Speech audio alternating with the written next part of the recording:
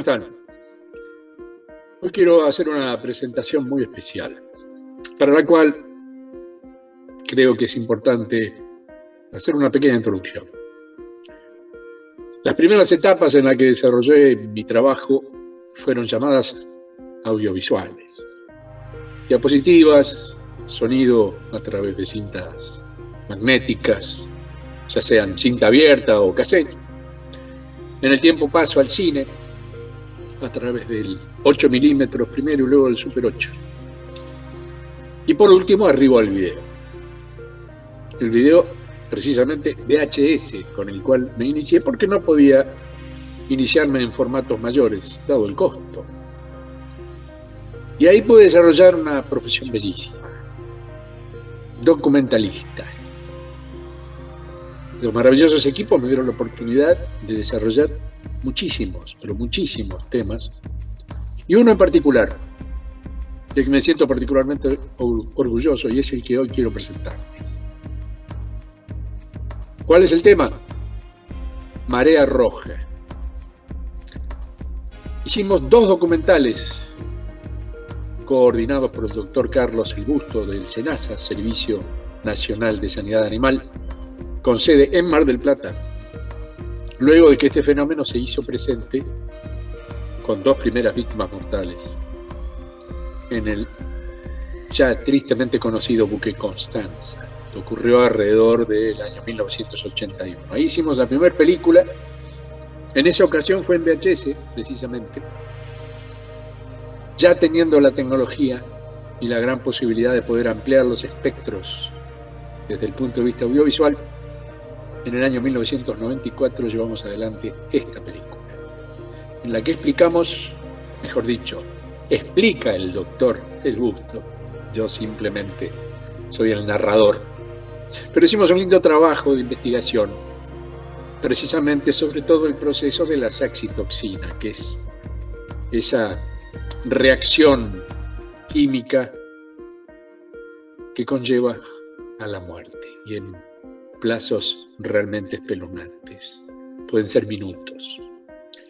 Hoy se están conociendo tristemente, lamentablemente, noticias que expresan que 20 ballenas francas perecieron en el sur de nuestro país y se cree que fue producto de la marea roja. Fenómeno que pensábamos que había quedado totalmente fuera de lo que es nuestra realidad de vida y sin embargo volvió a aparecer. Así que bueno, es una película que tiene un cierto carácter técnico, pero que bueno, a aquellos que les interesa la temática, está explicado paso a paso y en qué consiste esta tétrica resolución química que la naturaleza nos pone por delante, seguramente debida también a todas las locuras que hemos hecho como seres humanos, llamada saxitoxina. Marea Roja, un documental de que, insisto, me siento particularmente orgulloso. Espero sea de su agrado. Hasta la próxima. Y toda el agua del Nilo se convirtió en sangre. Los peces del Nilo murieron y el río dio un olor tan pestilente que los egipcios ya no pudieron beber sus aguas. Entonces hubo sangre en todo el territorio de Egipto. La Biblia. Éxodo 7, 20, 21. Este es el primer testimonio escrito acerca del cambio de color que puede sufrir la superficie de un cuerpo de agua. Sin embargo, es probable que las mareas rojas se hayan producido mucho antes de que existieran las palabras. Hace ya cientos de millones de años, en los remotísimos tiempos en que aparecieron los organismos que las causan.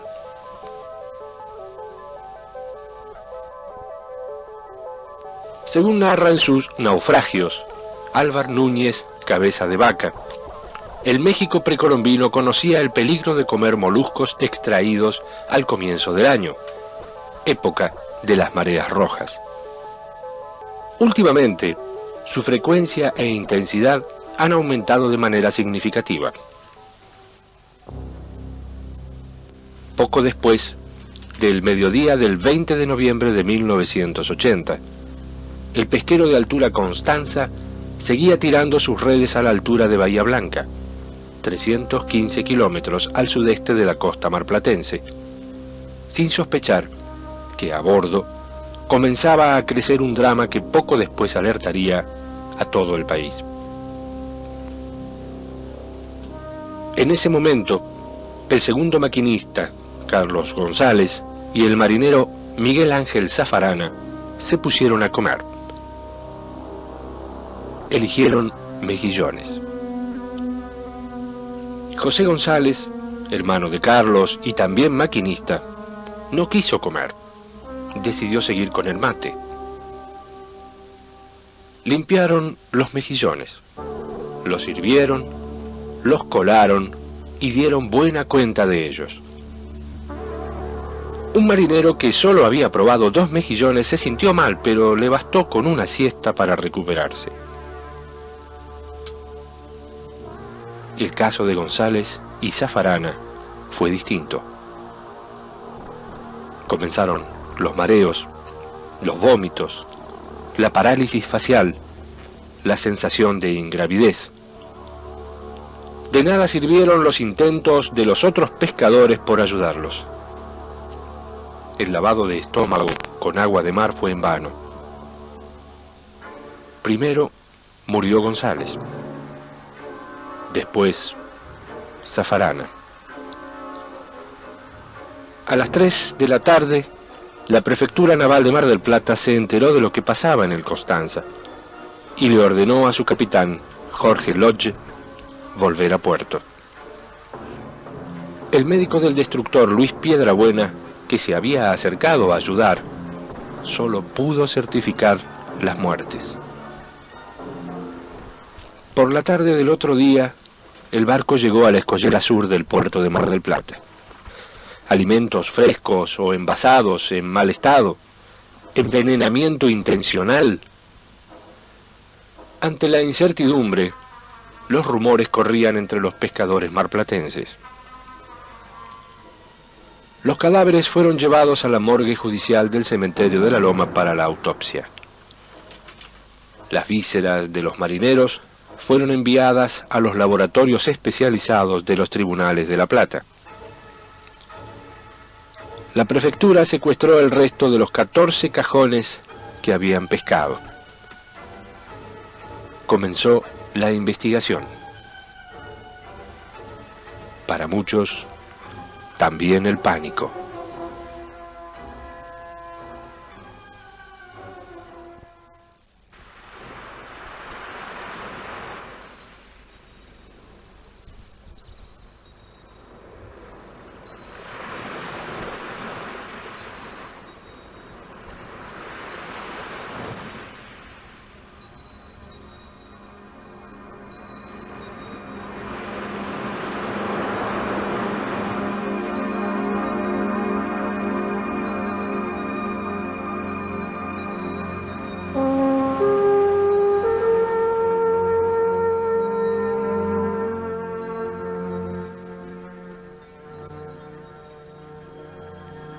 A raíz de este lamentable episodio, se detecta por primera vez en el país un brote de intoxicación producido por la toxina paralizante de los moluscos, vulgarmente llamada marea roja.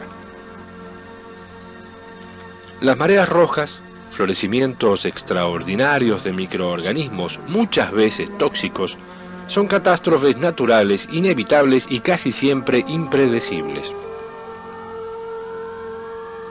Este fenómeno fue observado en distintas partes del mundo y desde los tiempos más antiguos de la humanidad.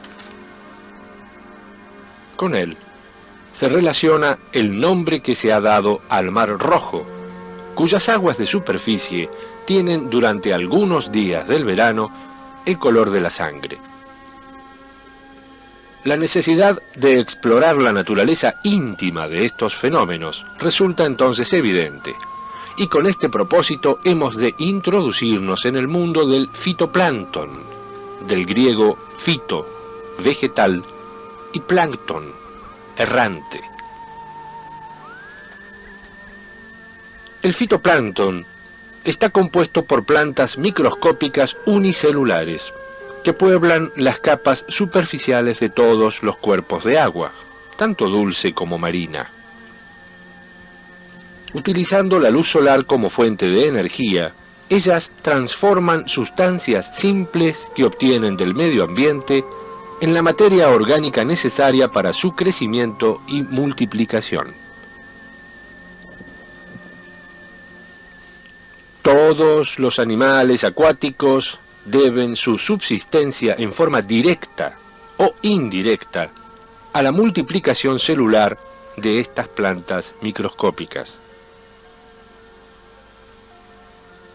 Diatomeas, flagelados y dinoflagelados son, por su cantidad, los grupos de algas más importantes que componen el fitoplancton. El número de las especies vivientes conocidas dentro de los diferentes grupos del fitoplancton es cercano a 5000.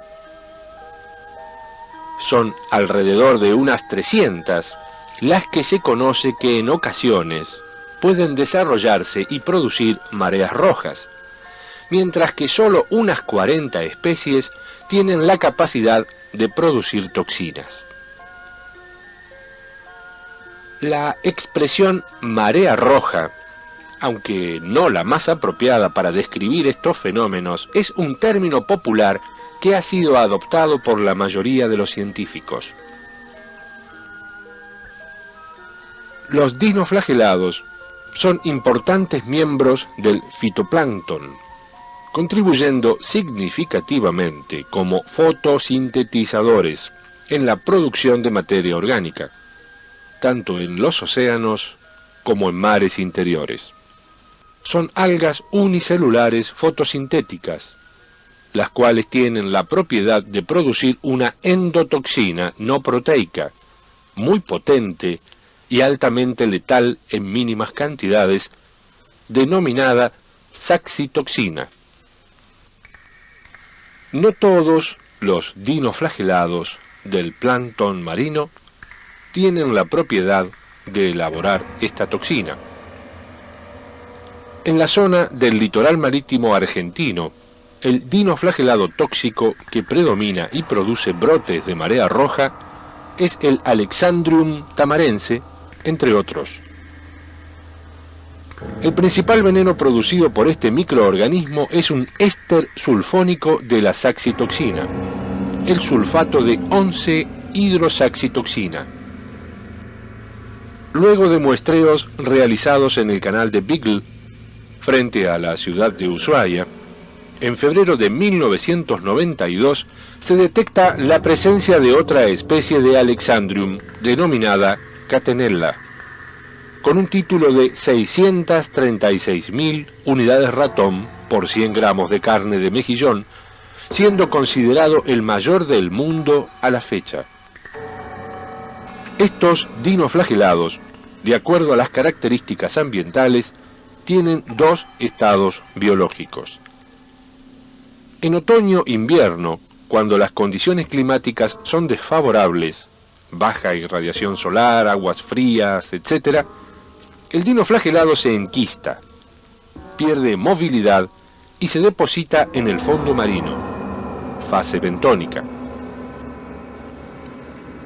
En primavera-verano, cuando aumenta la temperatura del agua, la irradiación solar, el afluente de nutrientes como ser oligoelementos y vitaminas, y baja la salinidad del agua, esta alga unicelular pierde su cubierta protectora y se transforma en un ente móvil, con dos flagelos, y comienza su ciclo reproductivo exponencial, denominado florecimiento, fase planctónica o vegetativa.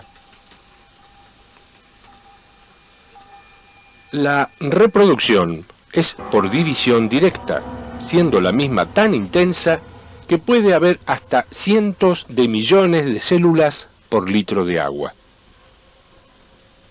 Esta alta concentración de células es la que provoca a veces la discoloración del agua, produciendo la denominada marea roja. A través de un cuidadoso análisis microscópico pueden identificarse las especies nocivas y distinguirse de las inocuas.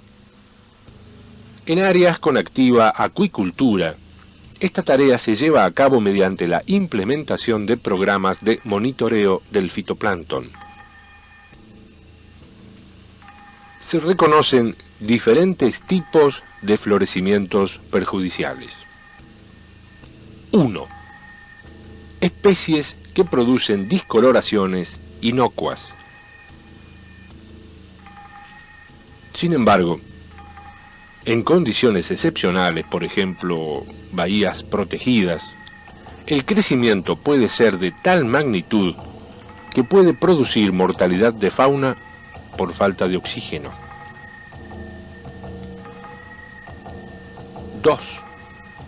Especies que producen toxinas potentes y que a través de la vía de peces o bivalvos pueden llegar a humanos, causando una variedad de trastornos gastrointestinales y o neurológicos, tales como venenos paralizantes, venenos diarreicos, venenos amnésicos, venenos asociados a la ciguatera y venenos de cianobacterias. 3. Especies que no son tóxicas para humanos, pero nocivas para peces e invertebrados.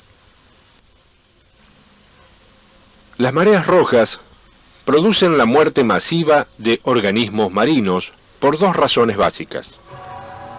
La primera está relacionada con el consumo total del oxígeno disuelto en la columna de agua y la descomposición final de la masa de algas.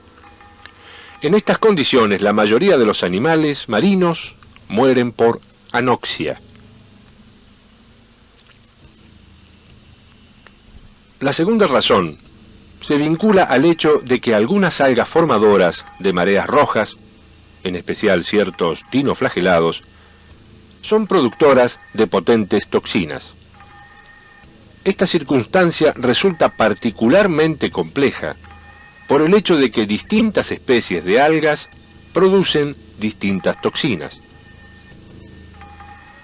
Un grupo de especies de dinoflagelados, sobre todo el género Coniaulax alexandrium, produce uno de los venenos más poderosos que se conoce. Aunque el nombre genérico del mismo es el veneno paralizante de los moluscos, se reconoce la existencia de al menos 18 toxinas de este grupo. Los vertebrados son particularmente sensibles a estas toxinas y también lo son algunos invertebrados, pero este no es el caso de muchos moluscos bivalvos que se manifiestan extremadamente resistentes a ellas. Considerando, por ejemplo, la toxicidad por veneno paralizante de moluscos en el mar argentino, puede decirse que sí es un fenómeno endémico, puesto que a partir de su primera manifestación en el año 1980, se ha instalado e ido repitiendo anualmente. Aunque se conoce la intoxicación desde hace cientos de años, la saxitoxina no se aisló hasta el año 1957 por Shantz, a partir del mejillón de California y la almeja mantequilla de Alaska. La toxina pura es altamente higroscópica e incolora. Su estructura química fue establecida en 1975 por Shantz. El compuesto, que tiene un peso molecular de 372 y cuya fórmula es la que apreciamos en pantalla, es un alcaloide complejo que contiene guanidina. Investigaciones posteriores pusieron de manifiesto que no es un complejo simple, sino una mezcla de saxitoxina y análogos de la misma, goniautoxinas. La proporción relativa de estos varía según el tipo de dinoflagelado. Esta toxina, en su accionar, bloquea o reduce la corriente del sodio, pero no afecta a la salida del potasio durante la propagación del impulso nervioso. Los grupos guanidínicos de la molécula de saxitoxina pueden entrar en los canales del sodio y en algunos grupos adyacentes. Sobre la molécula pueden formar lazos con ciertas estructuras de la membrana para cerrar estos canales al movimiento del sodio. De esta forma, no se producirá la entrada de iones sodio al interior de la membrana celular. En consecuencia, se inhibirá la formación del potencial de membrana para la transmisión del impulso nervioso a lo largo del axón. Estas toxinas no se destruyen por el calor y son estables en medio ácido. No se conoce antídoto para las mismas y no generan inmunidad. Los moluscos bivalvos, mejillones, cholgas, almejas, berberechos y vieiras, entre otros, se alimentan a través de las filtraciones de agua del plancton marino, en su forma libre o quística, reteniendo los elementos sólidos. Cuando ingieren plancton tóxico, al digerirlo, acumulan la toxina sobre todo en el aparato digestivo, siendo su principal víscera el hepatopáncreas, como así también en branquias, gónadas, mantos y sifones, siendo el órgano menos tóxico el músculo aductor. Los mejillones acumulan más toxinas que otras especies, y aquellos tomados de zonas más profundas contienen sustancialmente más que aquellos tomados de superficie. El control de esta intoxicación es costoso. Los oficiales sanitarios de salud pública han adoptado dos sistemas. Uno, analizar los moluscos durante su recolección a fin de detectar la posibilidad de presencia de la toxina, o dos, prohibir la recogida de moluscos en aquella zona de la costa donde exista marea roja. Preparación de la muestra.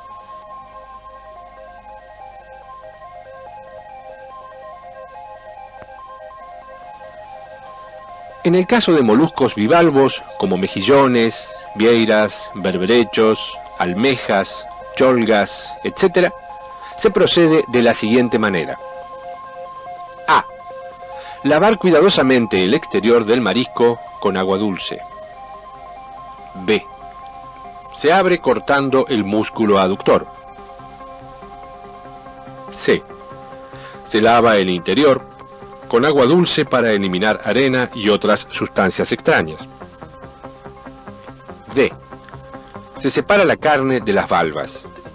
No se debe usar calor ni anestésicos en el momento de cortar el marisco. E. Se recoge aproximadamente de 150 a 200 gramos de carne y se le coloca en un tamiz para dejar escurrir durante 5 minutos. El líquido filtrado se desecha. F. Se procesa en una licuadora de tipo casero hasta consistencia homogénea. Preparación del extracto ácido. Se pesan 100 gramos del material bien mezclado en un recipiente adecuado resistente al calor.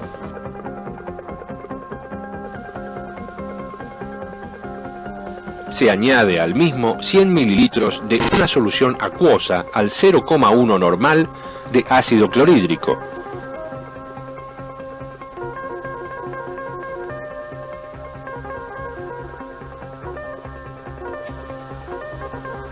Se calienta la mezcla y se hierve suavemente durante 5 minutos.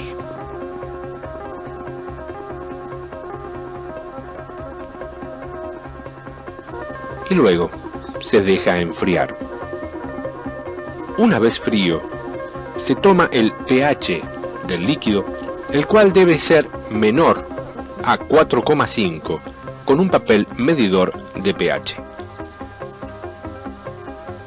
Si se necesita bajar el pH, se utiliza una solución 5 normal de ácido clorhídrico, gota a gota, y en caso de necesitar subir el mismo, se utiliza una solución 0,1 normal de hidróxido de sodio, gota a gota. Se traslada la mezcla a una probeta graduada y se completa hasta 200 mililitros, con agua pura o levemente acidulada.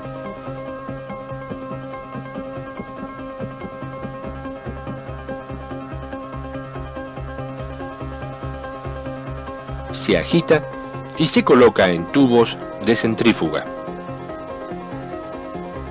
Se centrifuga la mezcla durante 5 minutos a 3000 revoluciones por minuto.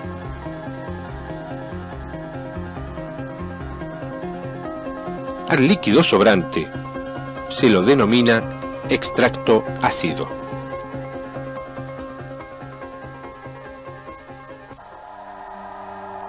En cuanto a los gasterópodos, consultada la bibliografía internacional, se menciona que han intervenido en brotes de marea roja y o se han encontrado en ellos toxinas de dinoflagelados. Una gran variedad de moluscos puede ser vehículo de las toxinas.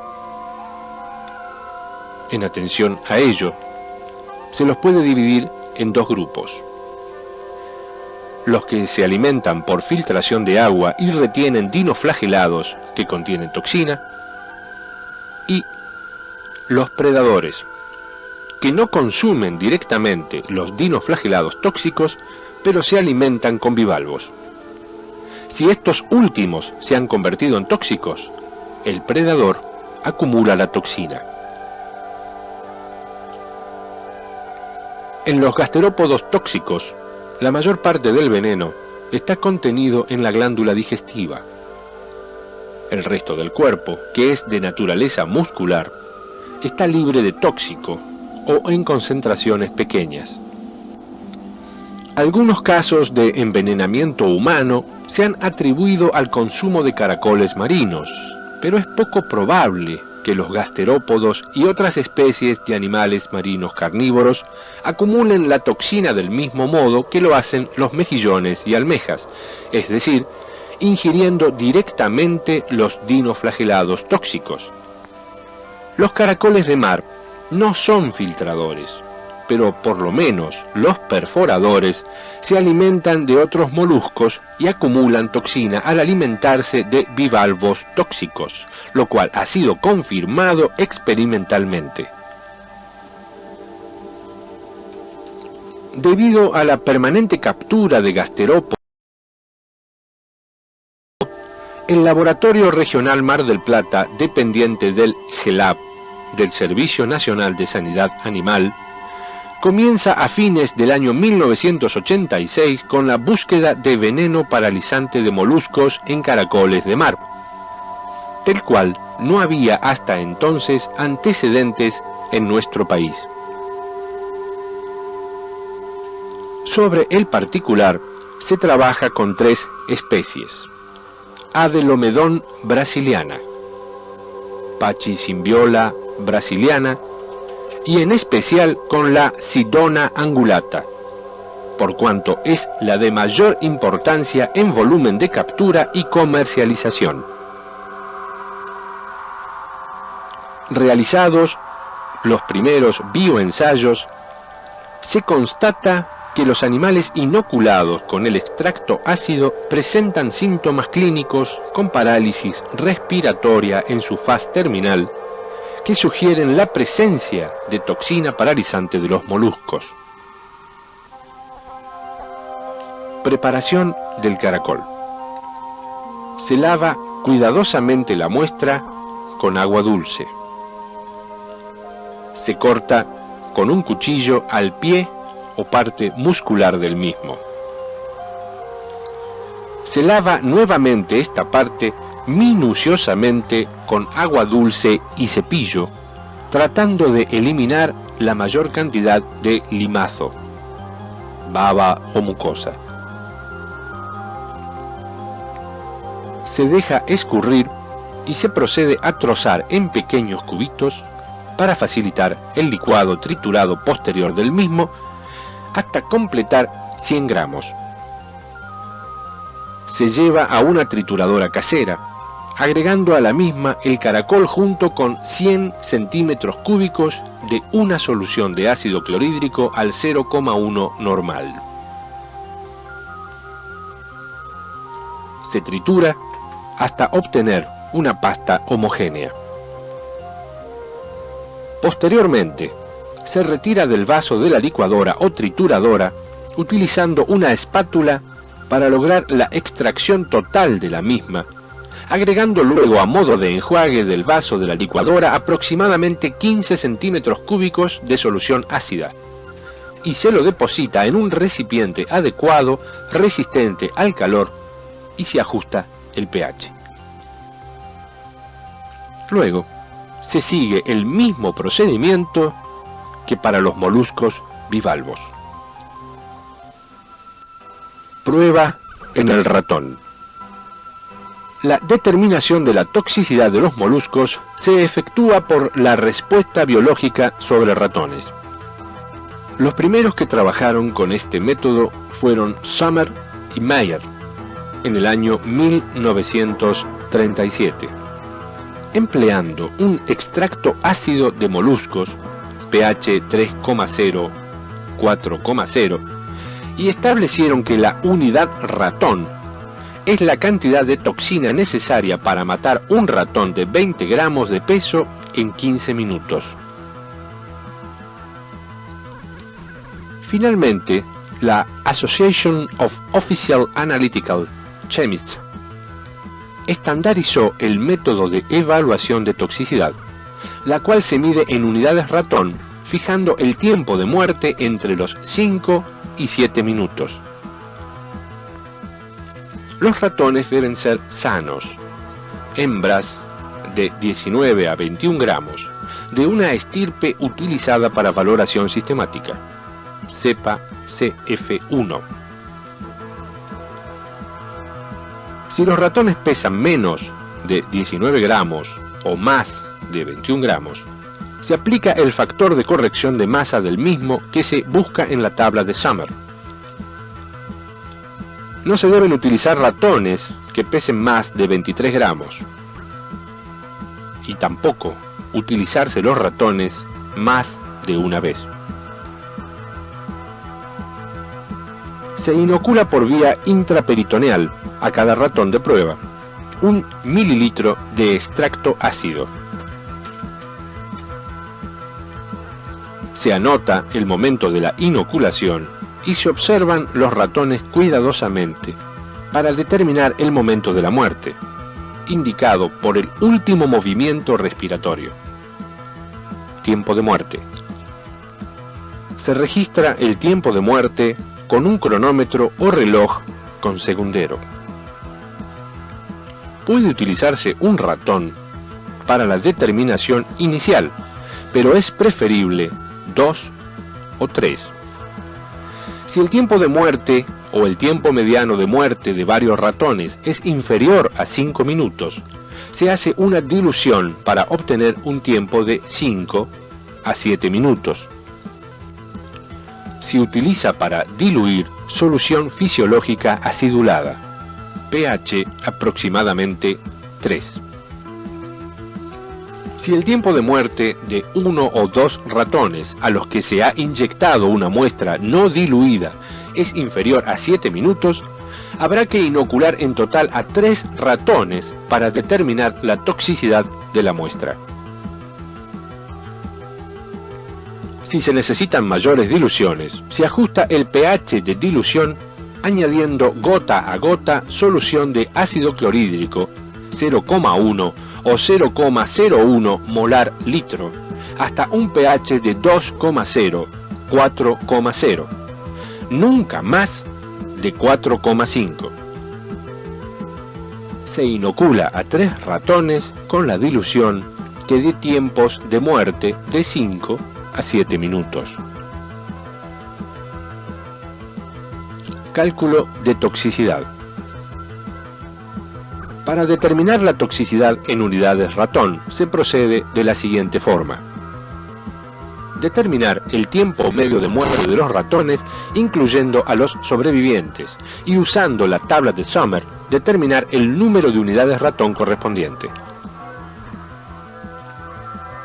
Si los animales de ensayo pesan menos de 19 gramos o más de 21 gramos, hacer la corrección para cada ratón y promediar utilizando la tabla de Sommer. Considerar el tiempo de muerte de los sobrevivientes como mayores de 60 minutos o equivalente a menos de 0,875 unidades ratón cuando se calcule la media. Se utiliza posteriormente el siguiente cálculo para determinar las unidades ratón. Valor tiempo muerte por factor de corrección de peso por 200 igual unidad ratón. Si se realizan diluciones, hay que agregar multiplicando a lo expresado anteriormente el factor de dilución. Cualquier valor superior a 400 unidades ratón se considera no apto para consumo humano. Desde el año 1987 se realiza el chequeo diario de gasterópodos capturados en su mayor porcentaje en el litoral marítimo de la provincia de Buenos Aires, registrándose los títulos máximos en unidades ratón anuales que se detallan seguidamente.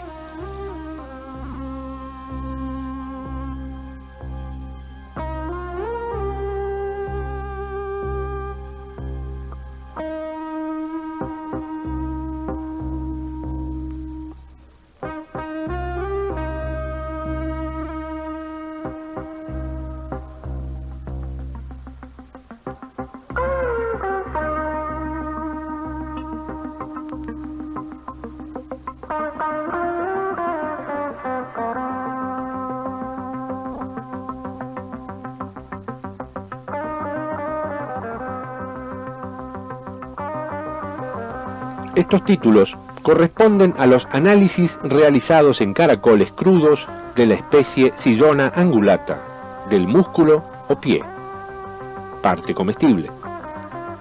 Cabe mencionar que de acuerdo al control diario de la materia prima capturada, se constata que esta especie, a diferencia de los moluscos bivalvos, se encuentra afectada del fenómeno denominado marea roja prácticamente durante todas las estaciones del año, con titulaciones que oscilan entre las 200 y 1000 unidades ratón. Esto nos demuestra que si bien la acumulación de toxina no es tan significativa en los gasterópodos como otras especies, que durante la floración del dinoflagelado tóxico Alexandrium tamarense presentan una elevada toxicidad, su ingesta sin el correspondiente análisis previo es un riesgo para la salud humana. Las mareas rojas aparecen en nuestros días como un fenómeno en expansión. Una de las explicaciones mejor fundadas señala a la contaminación de las aguas en las zonas estuariales o costeras de circulación restringida como principal responsable del incremento de la marea roja. La situación del mar interior del Japón resulta un buen ejemplo para ilustrar esta correspondencia entre contaminación y florecimientos excepcionales. Recientemente, y a modo de hipótesis, se ha señalado la posible conexión entre el desarrollo de mareas rojas y el incremento de la radiación ultravioleta como consecuencia de la disminución de la capa de ozono. La solución práctica de este problema es la detoxificación inducida a escala industrial.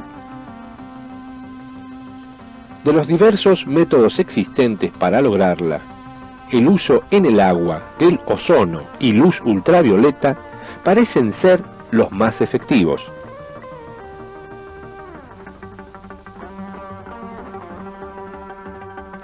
Debido a su condición de fenómeno potencialmente letal, es imprescindible dar a difusión entre los profesionales médicos y la población en general sus características de endémico y estacional. También debería difundirse la importancia de las consecuencias sanitarias y económicas que acarrea.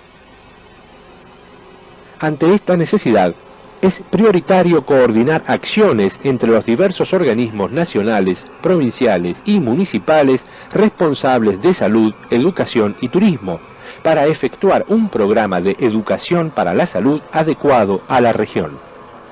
Para concretarlo, dadas las características del fenómeno marea roja, deberán considerarse dos tipos de población que eventualmente puede estar expuesta: la población local y la población en tránsito o turística.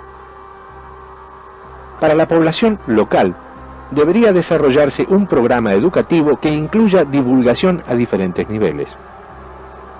Por otra parte, la población en tránsito podrá prevenirse a través de un intenso programa de divulgación, el que estaría a cargo especialmente de la Dirección de Turismo del municipio, utilizando folletos, carteles, indicadores, etc. Síntomas de intoxicación. Comienzan después de 20 a 40 minutos. A veces, a los 5 minutos de ingeridos los moluscos bivalvos. Los síntomas están asociados a parálisis periféricas. La toxina se absorbe a través del tubo digestivo, a partir de la mucosa bucal. Los síntomas comienzan con sensación de hormigueo, quemazón o cosquilleo alrededor de los labios, lengua, encías y parestesia, con progresión gradual al cuello, brazos, punta de los dedos, piernas y pies. Además, se presenta un cuadro de somnolencia u obnubilación, entumecimiento y debilidad muscular, de tal manera que los movimientos voluntarios, como por ejemplo levantar la cabeza, pueden ser hechos con gran dificultad. En estadios más graves de la intoxicación, aparece ataxia e incoordinación motora generalizada, acompañada en la mayoría de los casos por una sensación de liviandad, como si se flotara en el aire. Los reflejos son normales y activos. La mente permanece clara, aunque en casos más severos aparecen vértigos, andar tambaleante, sensación constrictiva en la garganta, dificultad en el lenguaje y afonía. Puede darse también postración, cefalea, incremento de la secreción salivar, taquicardia con pulso firme, sed intensa, disartria, difagia, transpiración, anuria y mialgias. Puede haber ligera hipotermia y a veces ceguera transitoria o visión borrosa. Vómitos, diarrea y dolor abdominal son síntomas inconstantes. La muerte se produce por parálisis respiratoria y colapso cardiovascular. La mayoría de las muertes ocurren dentro de las primeras 12 horas, y los enfermos que sobrepasan las 24 horas se reponen generalmente en 3 o 4 días. Durante el periodo de recuperación, algunos pacientes tienen sensación de frío en sus miembros y pueden sentirse ligeramente estupefactos o fatigarse con facilidad. La toxina se excreta por orina. Cada hora se elimina el 15% de la toxina ingerida, por lo que el peligro desaparece después de las 12 horas con buena función renal.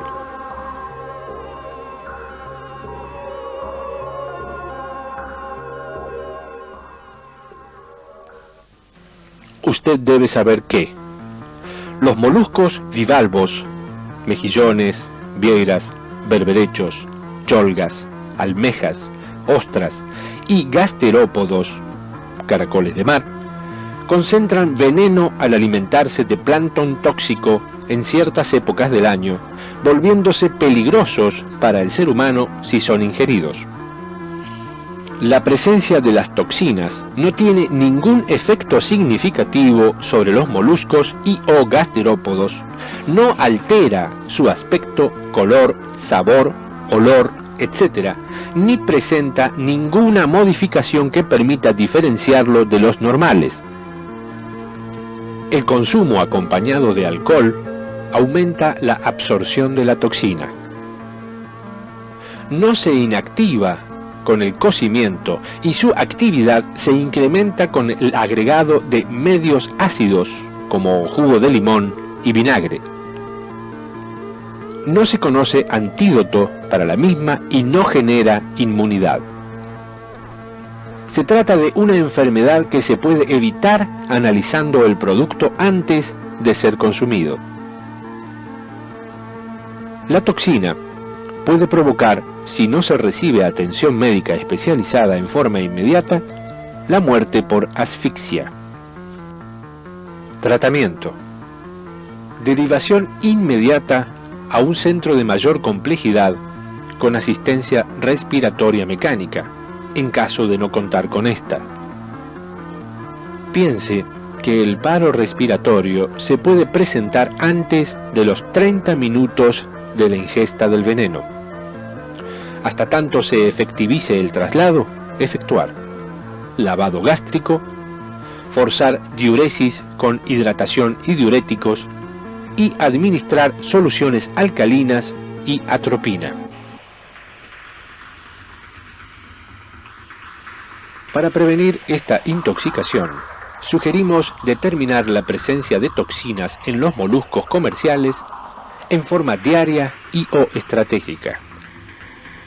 Prevenir al consumidor sobre la adquisición e ingestión de estos moluscos por los distintos medios de comunicación ante la detección del fenómeno.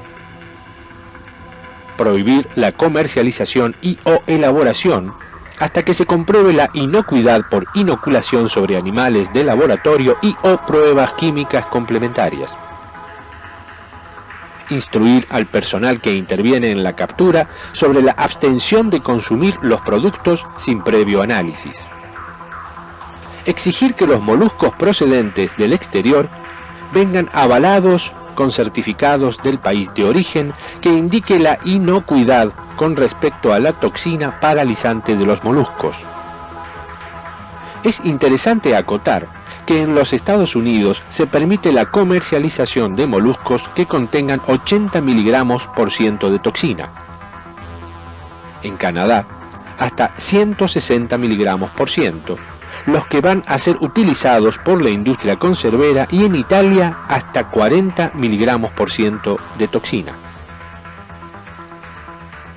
En Argentina, se permite la comercialización de moluscos bivalvos y gasterópodos que no contengan más de 400 unidades ratón de toxina, según capítulo 23 del Reglamento de Inspección Decreto 4238 del año 1968 del SENASA.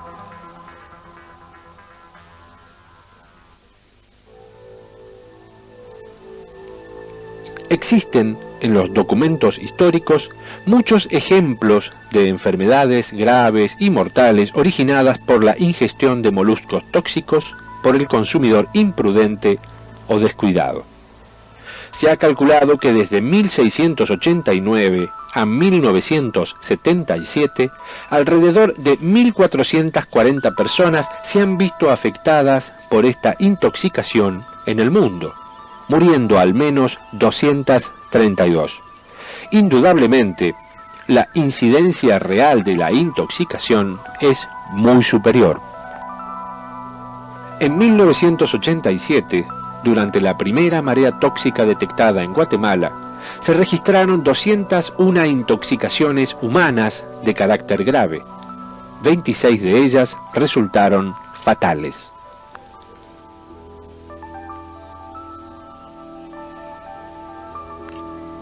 Marea roja.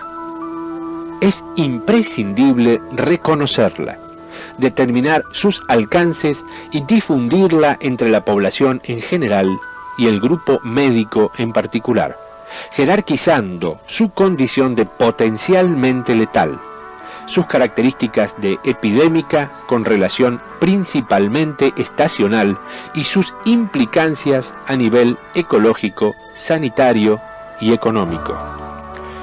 Para lograrlo, es necesario interconectar a todos los entes involucrados de una u otra manera a la prevención, control, diagnóstico, tratamiento e investigación de la intoxicación por moluscos, de modo de coordinar laboratorios, establecimientos sanitarios y sus autoridades en un mismo plano informativo. Estar prevenidos significa salvar vidas humanas.